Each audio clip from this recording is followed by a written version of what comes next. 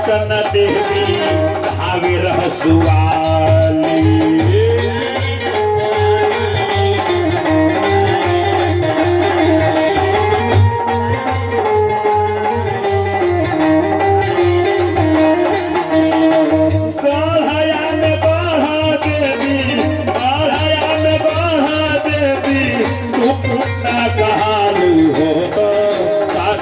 से भावल धूपल निमिये पे जालू हो।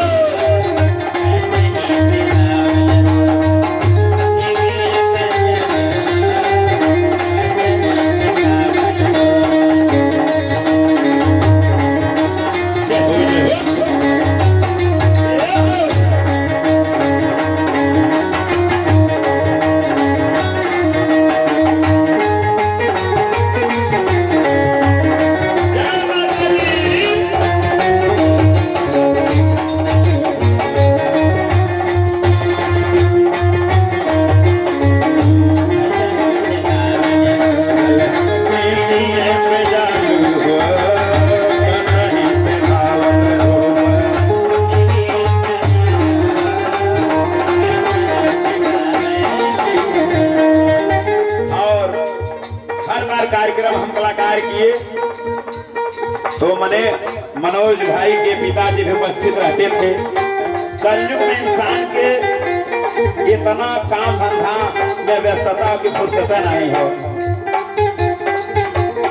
अब की ना उपस्थित हो पाओला, लेकिन पूजा के करावे बदे पूरा उनकर मदद रहा तन मन धन से, खाली उपस्थित ना हो। वही जैसे कहना कि गवैया बुलाइया तो हमके पूछिया, जरूर जरूर पूछिया। उनका भी भाव प्यार दुलार मनोज के पिताजी हैं तो हम लोगों के भी पिताजी हैं, हम कलाकारों में मिलता था। तो कहना है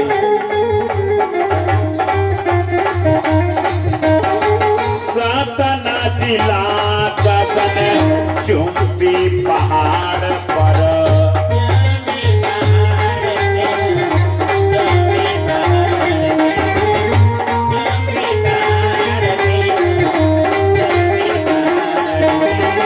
चली गई माई आभा उदल के पुकार कर।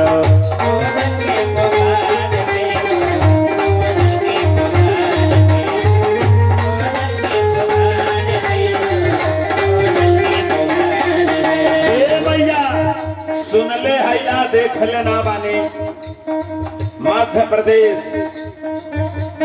में पड़ेला सतना जिला मैहर नाम से पूजल जालू। आपके चरणों में 2 फूल आ चढ़ेला अड़हुल को। लोग बतावेला कि आल्हा उदल सेवक रहना, आल्हा उदल धरती से विदाई ले लहना माता का सेवा करत करत। तो लोग बतावेला कि वह आल्हा उदल दोनों फूलवा चढ़ावेला। कुछ लोग देखले हवा ये माई आपका महानता हो।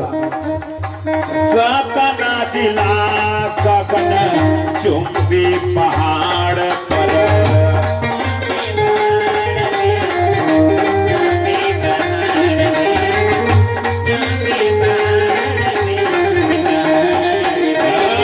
चली गई माई यहाँ उदल के पुकार कर।